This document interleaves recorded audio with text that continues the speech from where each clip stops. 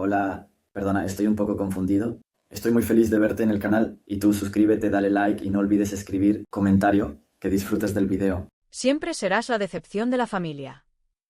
Eso dijo Rachel, delante de todos, mientras bebía vino como si fuera la reina de la reunión.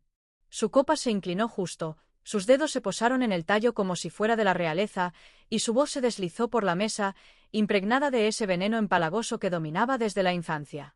Lo peor no fue ni siquiera el insulto en sí, sino lo natural que sonó al salir de su boca, la fluidez con la que se integró en la conversación, como si perteneciera a ese lugar, como si fuera una verdad tan arraigada que ya nadie se molestaba en cuestionarla. Y, efectivamente, la sala ni se inmutó. Rieron.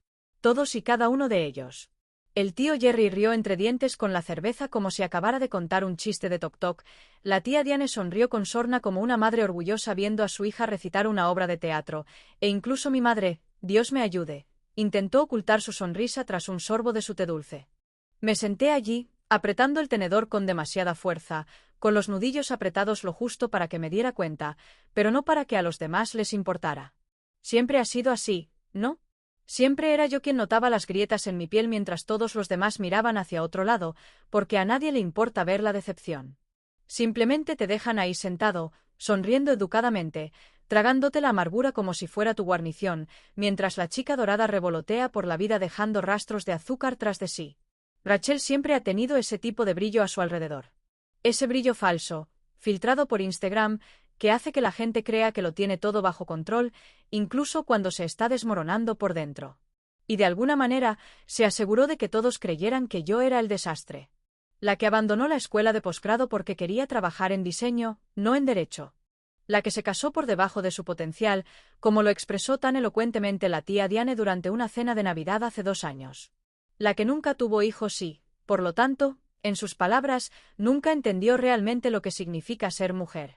La que usaba vestidos de segunda mano en lugar de marcas de boutique, que organizaba cenas con platos desiguales en lugar de porcelana fina, que cocinaba en lugar de catering porque lo disfrutaba, no porque fuera pobre. Pero nada de eso importó a sus ojos. Rachel siempre se aseguró de que la narrativa se mantuviera fiel a la marca. Ella era el referente y yo era la historia con moraleja. Y seré honesta, durante años, dejé que lo creyeran. Dejé que me palmearan la cabeza con esas sonrisas de lástima de labios finos, que lanzaran cumplidos ambiguos como dardos dirigidos a mi autoestima, que me hicieran espacio solo en la mesa de los niños aunque ya casi cumplía 40. Pero algo cambió durante el último año. No de la noche a la mañana. No drasticamente. Solo, silenciosamente. Como un hervor lento bajo una tapa cerrada. Empecé a notar cuánto pedía prestado Rachel: dinero, tiempo, favores. Empecé a notar cuántas veces la tía Diane me llamaba para hablar, solo para dar vueltas y hacer una petición sutil. ¿Podría Tom ayudar a Rachel con una pregunta financiera? ¿O podrías echar un vistazo a algo para su plan de negocios? Pero nunca me dieron las gracias. Nunca reconocieron lo que di. Nunca se detuvieron a preguntarme cómo la supuesta decepción seguía moviendo los hilos de la familia entre bastidores. Y lo peor fue que dejé que me usaran también. Porque una parte de mí aún quería pertenecer. Aún quería ganarse un lugar en su mesa, aunque tuviera que construir la maldita silla yo mismo. Pero ya no. Esta cena, esta reunión familiar sosa, beige y sobredecorada donde todos fingían caerse bien el tiempo justo para volver a llenar sus platos, iba a ser la última vez que me sentaría en silencio mientras me socavaban la dignidad. La había planeado durante meses. Cada palabra, cada pausa, cada detalle. Sabía exactamente cuándo Rachel empezaría a arremeter contra mí, siempre lo hacía después de 2 copas de vino. Incluso sabía lo que diría, había usado el mismo insulto durante años, como un monólogo trillado. Pero lo que ella no sabía, lo que ninguno de ellos sabía, era que esta vez, yo tenía algo de lo que no podía reírse. Algo sólido. Tangible. Lo suficientemente afilado como para atravesar su fachada. Así que cuando se recostó en su asiento, removiendo el vino, y soltó aquella frase tan trillada: siempre serás la decepción de la familia, no me inmuté. No discutí. No me defendí. Simplemente sonreí. No la sonrisa tensa y forzada a la que estaban acostumbrados. Esta tenía dientes. Esta estaba forzada. Y cuando la risa empezó a extenderse por toda la mesa, me quedé sentado esperando. Porque lo que no sabían era que tenía recibos. Recibos literales. Lo que pasa con ser el blanco favorito de la familia es que, Con el tiempo, el dolor se apaga en una especie de latido bajo y constante, no tan agudo como para hacerte sangrar cada vez, pero siempre lo suficientemente irritante como para recordarte que nunca pertenecerás a su pequeño club. Esa noche, sentada a la larga mesa de roble, rodeada de servilletas de lino y falsa elegancia, me di cuenta de que me había acostumbrado tanto a ser el chiste que prácticamente podía anticipar el ritmo de las risas antes de que el chiste sonara. Era como un baile cruel que todos se sabían de memoria. Alguien me lanzaba un golpe, otros reían entre dientes, y yo sonreía y fingía que no sentía como el cuchillo se retorcía un poco más con cada palabra. Dime esto, ¿alguna vez te has sentado a una mesa llena de gente que te sonríe mientras te apuñala por debajo de la mesa? ¿Alguna vez has visto a tus allegados intercambiar miradas divertidas a tu costa, como si tu sola presencia fuera una broma recurrente que llevaban años ensayando? Si es así, deja un comentario, porque me encantaría saber que no soy la única que ha tenido que tragarse la humillación junto con su pollo asado y puré de patatas. Rachel no paró después de su primera pequeña actuación. No, claro que no. Eso fue solo el acto inaugural. Siempre trataba estas reuniones como su escenario, una oportunidad para presumir de sus últimos logros y, al mismo tiempo, dejarme en ridículo, como si una cosa no pudiera suceder sin la otra. Siguió adelante, jugueteando con mi elección de zapatos, poniendo los ojos en blanco cuando mencionaba mi trabajo, susurrándole algo a la tía Diane y riéndose disimuladamente como adolescentes en una pijamada. Y todos la dejaban. Siempre la dejaban. Porque era más fácil reírse de mí que admitir que todos se habían acostumbrado a tratarme como el felpudo de la familia. Pero no reaccioné. Esta vez no. Mantuve la cara seria, la dejé jugar a su jueguito, los dejé disfrutar de su momento, porque yo tenía mi propio juego, y el mío tenía un final que ella no vería venir. Me senté allí e hice mi parte, asintiendo cortésmente, fingiendo no notar la condescendencia que destilaba cada palabra. La dejé disfrutar de su propia alegría. Dejé que la tía Diane sonriera de orgullo mientras Rachel soltaba una anécdota sobre su último negocio que yo sabía, a ciencia cierta, estaba financiado por una segunda hipoteca que no le había contado a nadie.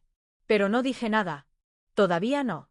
En cambio, empecé a sembrar semillas. Comentarios breves, lo suficientemente ligeros como para parecer inofensivos, lo suficientemente agudos como para hacerla rebullir en el asiento. ¿Qué tal el coche nuevo, Rachel? Pregunté con una sonrisa que apenas rozó mis ojos.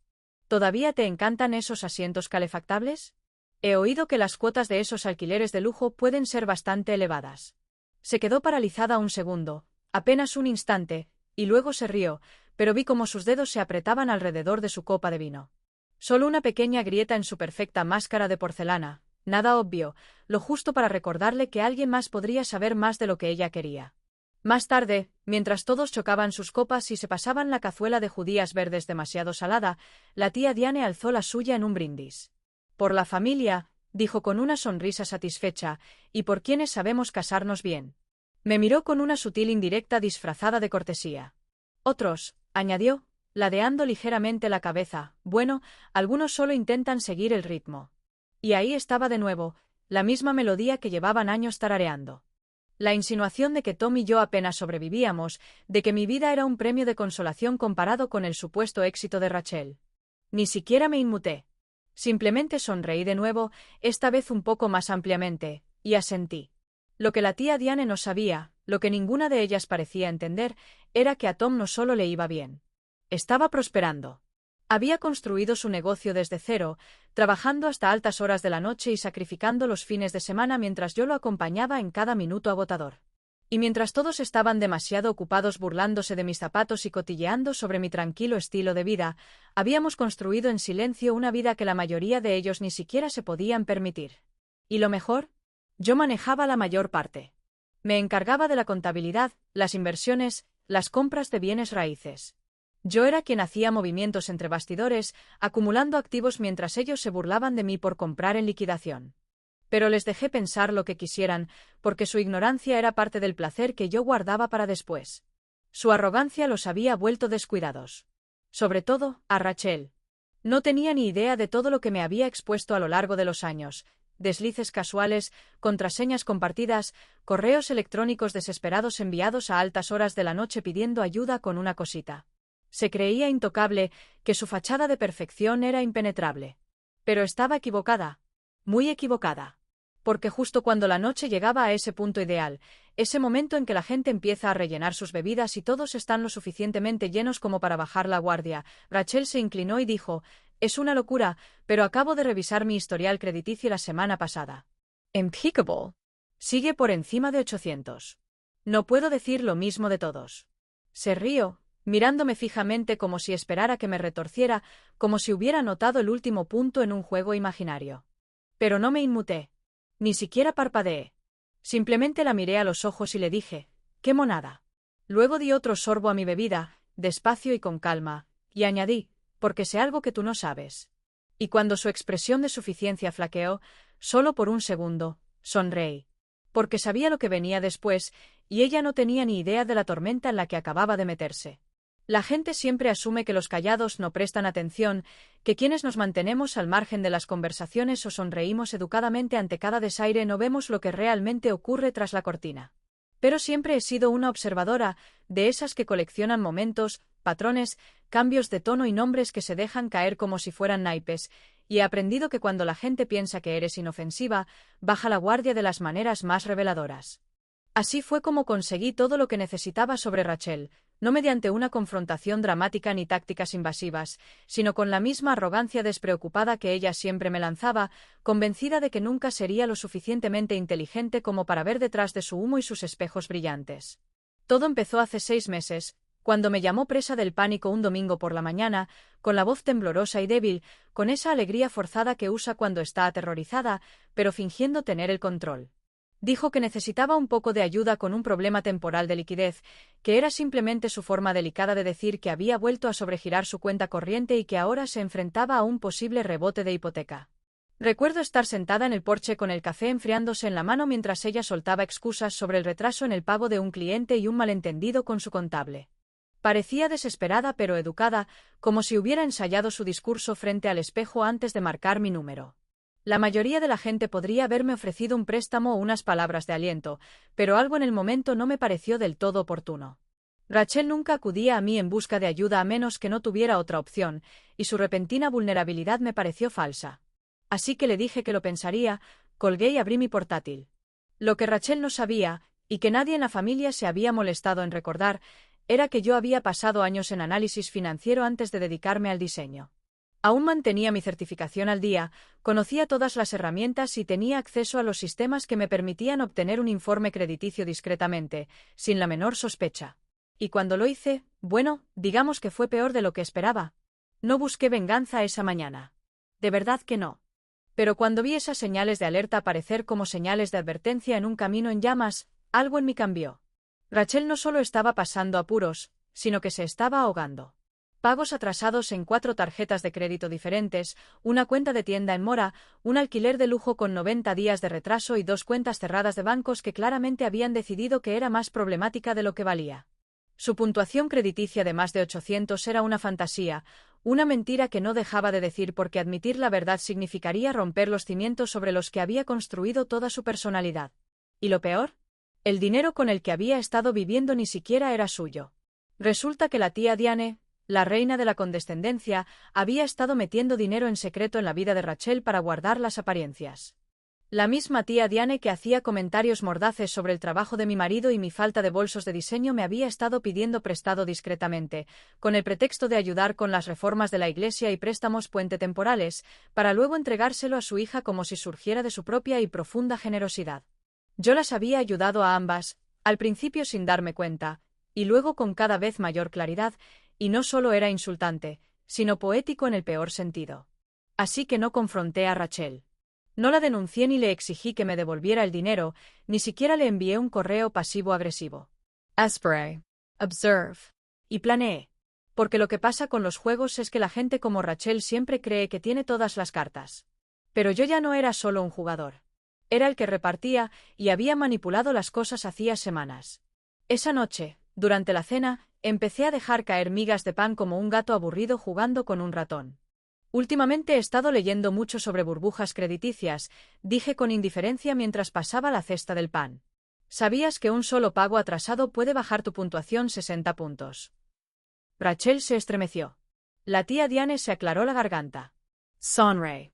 Más tarde, mientras estábamos todos reunidos junto a la chimenea y fingíamos que no íbamos a rompernos el cuello jugando a juegos de mesa y tomando café quemado, me incliné hacia Rachel y le dije: siempre admiro a la gente que sabe gestionar alquileres de lujo. Esos pagos te pillan desprevenido, ¿verdad? Parpadeó demasiado rápido y apretó la mandíbula ligeramente. Fue como ver cómo se desvelaba una mentira en tiempo real. Tom, siempre tan observador, captó mi mirada desde el otro lado de la sala. No dijo nada en voz alta, no le hizo falta. Habíamos ensayado este momento solo una vez, en el coche antes de llegar. Conocía las señales, el ritmo, el segundo exacto para intervenir cuando era el momento adecuado.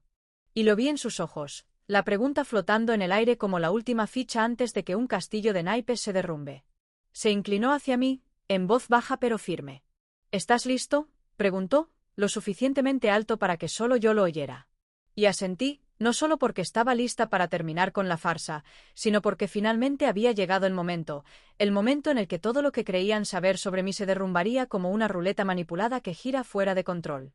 Y entonces mi marido se levantó. Y todo cambió. Hay un tipo particular de silencio que solo ocurre cuando la gente se da cuenta, de repente, de que la han pillado con las manos en la masa, no por accidente ni por casualidad, sino por un plan a fuego lento que se estaba gestando ante sus narices todo el tiempo. Ese fue el tipo de silencio que siguió a las palabras de mi marido, flotando denso en la habitación como humo denso después de un incendio. Tom no había alzado la voz. No había montado una escena. Ni siquiera se puso de pie dramáticamente al principio. Simplemente dejó su vaso con calma, se limpió las manos en la servilleta y pronunció la frase que rompería la noche entera como un maldito terremoto. «Qué curioso», dijo con voz suave y despreocupada, como si hablara del tiempo. «Laura paga la mayoría de tus facturas». Indirectamente, claro. Eso fue todo, solo esas palabras, y toda la sala se quedó paralizada. El tenedor de la tía Diane resonó contra su plato como una moneda caída en un confesionario. El tío Jerry miró a los lados como si intentara ver si alguien más había oído lo mismo. Rachel, Rachel, toda su postura se puso rígida, como si alguien le hubiera arrancado los hilos a una marioneta en plena función. Su rostro se quedó inexpresivo por un segundo, luego se ruborizó de un rojo intenso y furioso que le subió por el cuello como una oleada de pánico. Nadie habló por un momento. Nadie se movió. Casi se podía oír el sonido de todos recalibrando sus mentes, intentando descifrar si era una broma, una metáfora extraña o algo más siniestro, algo que pudiera amenazar la frágil jerarquía que habían pasado años fingiendo que no era tan superficial como una piscina infantil. La tía Diane, bendita sea su delirante corazón, fue la primera en recuperarse. Se irguió, como un general a punto de defender sus filas, y espetó: «¿Disculpe? ¿De qué está hablando?» Su voz se quebró en la última palabra, apenas perceptible, pero allí estaba, un temblor en su armadura cuidadosamente construida. Tom simplemente sonrió y se recostó ligeramente en su silla, completamente despreocupado, completamente seguro, y por un instante vi un destello en sus ojos que me dieron ganas de levantarme y aplaudir. No porque me estuviera salvando, sino porque no lo estaba haciendo. Simplemente decía la verdad, la clase de verdad que nadie esperaba de la mujer a la que pasaron tantos años ignorando. «Quiero decir exactamente lo que dije», respondió Tom, con un tono aún sereno, con una calma exasperante. «¿Recuerdas todos esos pequeños favores que Laura te hizo a lo largo de los años? Los que ignoraste o que olvidaste mencionar convenientemente al repartir cumplidos en la mesa. Sí, bueno, esos no eran favores. Eran salvavidas. Y si rastreas el dinero lo suficiente, verás quién realmente mantuvo a flote a esta familia». Rachel abrió la boca, probablemente para soltar algún tipo de respuesta sarcástica, pero no salió nada. Solo aire. Solo un silencio aturdido y sin aliento. Y no le di un momento para recuperarse. Me levanté lentamente, me tomé mi tiempo y los miré a cada uno a los ojos. No había temblor en mi voz, ni vacilación en mis movimientos, porque esto ya no era venganza. Esto era justicia, largamente esperada y demasiado satisfactoria para apresurarse. ¿Quieres saber quién pagó la tarjeta de crédito que usaste al máximo el año pasado, Rachel? Pregunté con la voz lo suficientemente aguda como para romper la tensión. ¿La que convenientemente olvidaste contarle a tu madre? ¿La que, según tú, tenía un cargo fraudulento que desapareció misteriosamente justo antes de que entrara en cobro? Esa fui yo. Su rostro palideció de una forma que no le había visto desde que se desmayó durante las pruebas de animadoras del instituto. Intentó hablar de nuevo, pero la interrumpí antes de que se animara. ¿Y esa cuenta que abriste con un segundo nombre para conseguir el descuento? ¿La que dejaste de pagar, esperando que nadie te rastreara? Yo también arreglé ese desastre. No porque quisiera, sino porque la tía Diane me pidió ayuda, y fui tan ingenua como para seguir creyendo en la lealtad familiar. La habitación estaba en un silencio sepulcral. Ese silencio que no es solo ausencia de ruido, sino la presencia de una vergüenza densa, pegajosa e innegable. El tío Jerry parecía querer desaparecer entre la tapicería. Los labios de la tía Diane estaban apretados en una fina línea exangüe. Y Rachel, bueno, parecía como si la hubieran abierto en canal delante de un público en vivo. Pero no había terminado. Ni de cerca. Rodeé la mesa, cogí la carpeta de cuero que había guardado debajo de la silla y la sostuve con cuidado, no como un arma, sino como si la verdad que contenía tuviera un peso propio. Había impreso cada extracto, cada transacción, cada favor disfrazado de donación, cada transferencia bancaria de mi cuenta a las que habían salvado mágicamente el naufragio de la vida de Rachel. Y cuando saqué la carpeta de mi bolso, dije lentamente, saboreando cada palabra, su sonrisa falsa se quebró como porcelana barata.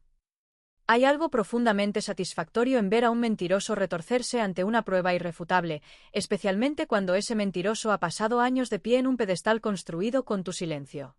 Mientras caminaba lentamente alrededor de la mesa del comedor, sostenía la carpeta con ambas manos como si fuera un libro sagrado, el evangelio de la verdad que nadie en esa habitación esperaba ver. Todas las miradas estaban puestas en mí ahora, cada sonrisa forzada se había ido, cada falsa sensación de superioridad se evaporaba en el calor de la realidad expuesta. Y no me apresuré.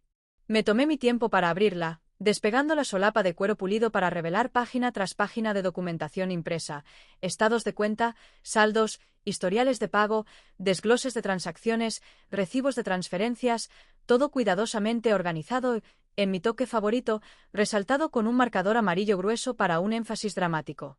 Fui directo hacia Rachel primero, porque si vas a asestar un golpe tan fuerte, lo haces de cerca. Intentó hacérsela indiferente, sentada rígida y mirando al frente como si ni siquiera fuera a reconocer mi presencia, pero vi el ligero tic en su mejilla y como sus dedos se curvaban bajo el mantel, probablemente apretando la servilleta con tanta fuerza que se rompería.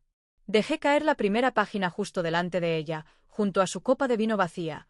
Una lista de cuentas morosas a su nombre, dos de ellas con avisos de cobro activos, una tan antigua que ya había sido vendida a una empresa de recuperación de deudas. No hablé de inmediato. Simplemente dejé que sus ojos recorrieran el papel, que el silencio se estirara como una goma elástica tensada entre nosotras. Luego agregué otra hoja, un registro de transacción que mostraba una transferencia bancaria de la cuenta de la tía Diane a la cuenta corriente del negocio de Rachel, seguida de otra de mi propia cuenta de ahorros a la de la tía Diane, con fecha exacta de 3 horas antes. La insinuación era clara. El dinero nunca vino de la tía Diane. Siempre había venido de mí. Entonces sus manos empezaron a temblar. Apenas, pero lo suficiente como para notarlo. Aún así, no había terminado. Saqué otra hoja impresa, esta mostrando el contrato de arrendamiento impago de la camioneta de lujo que tanto le gustaba presumir, seguido de un plan de consolidación de deudas al que había intentado inscribirse discretamente antes de abandonarlo a mitad de camino. Y entonces, como si eso no fuera suficiente para desmantelar su imagen por completo, dejé caer el último juego de páginas. Registros no de su banco, sino de un programa de recompensas de casino. Su nombre, su número de socio, sus gastos totales, su historial de visitas. Y un detalle particularmente evidente, una alerta marcada por actividad de juego que superó los $10.000 en el transcurso de 6 meses, actividad que había comenzado 6 semanas antes de que su matrimonio empezara a desmoronarse. Me volví hacia el resto de la mesa, dejando que los documentos hablaran por sí solos. ¿Quieren saber por qué se vino abajo el matrimonio de Rachel?, dije con voz firme e impasible. No fue solo mala suerte ni diferencias irreconciliables. Fue una infidelidad financiera. Vació su cuenta conjunta en las tragamonedas mientras les decía a todos que él era el que administraba mal su dinero. Se hizo la víctima mientras jugaba su futuro. Y luego vino arrastrándose a mamá para borrar sus huellas, y mamá vino arrastrándose a mí. El silencio era tan denso que parecía que la habitación se había quedado sin aire. Nadie sabía a dónde mirar.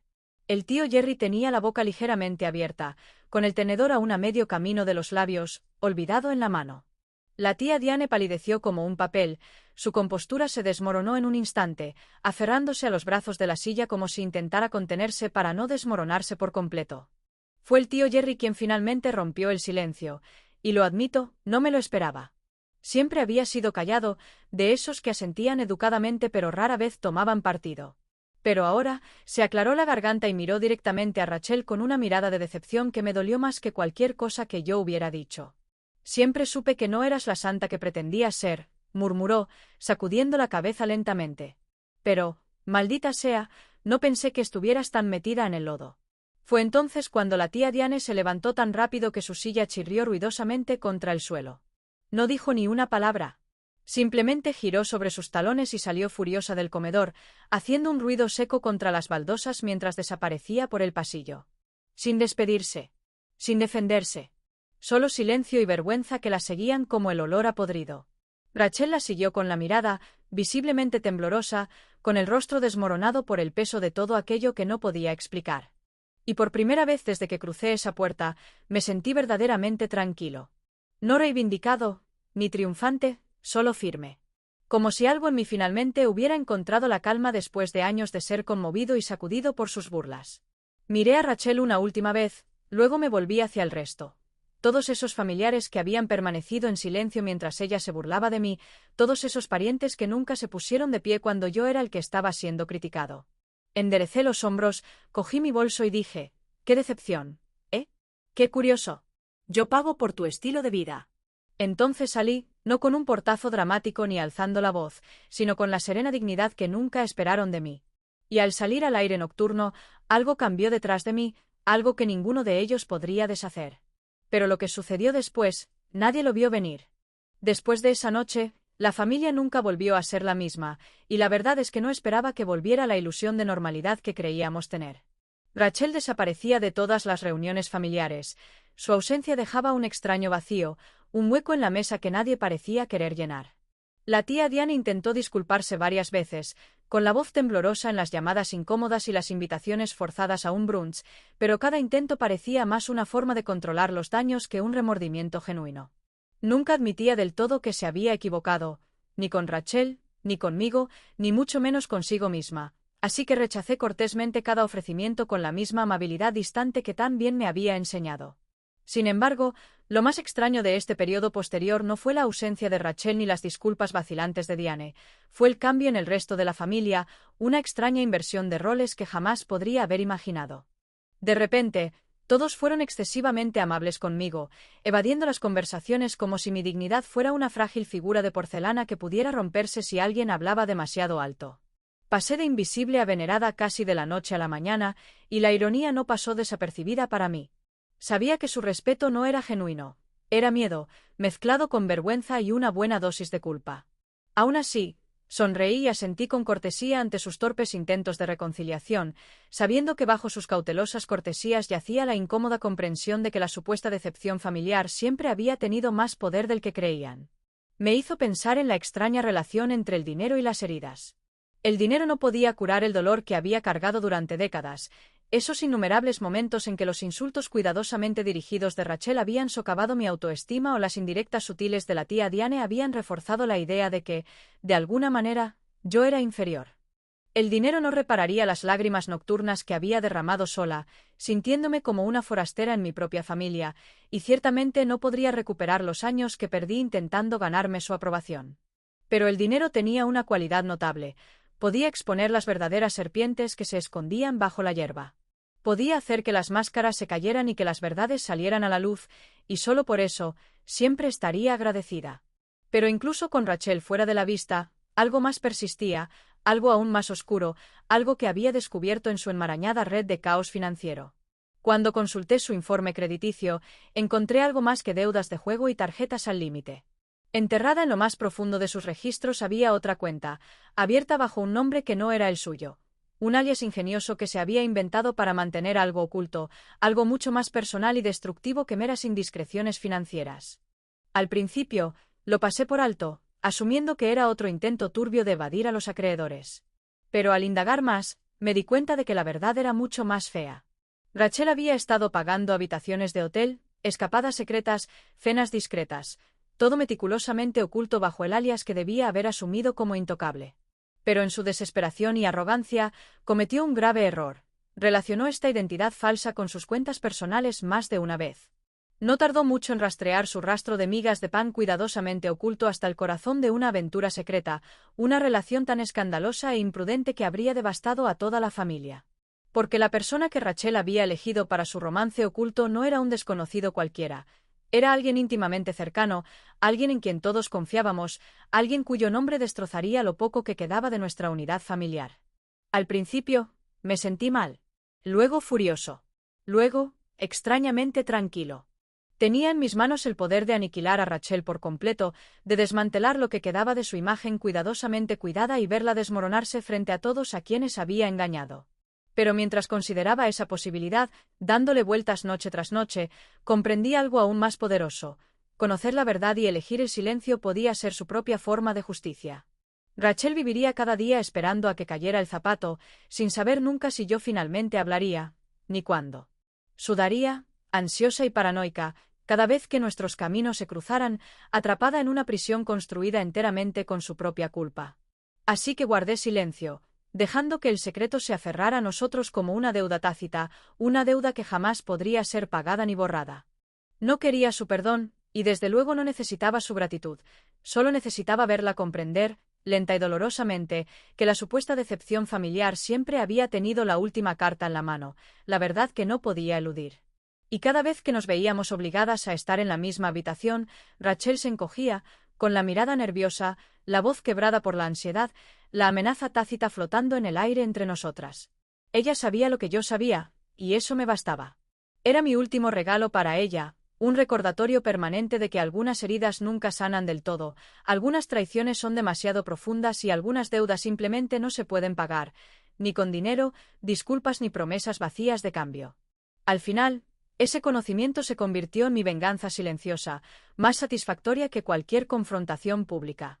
No necesitaba revelar la verdad, me bastaba saber que Rachel cargaba con el peso de su propia destrucción. A medida que la familia se adaptaba lentamente a su nuevo equilibrio, con sonrisas educadas que ocultaban tensiones no expresadas, comprendí algo importante. Algunas deudas no necesitan ser pagadas. Solo necesitan ser recordadas.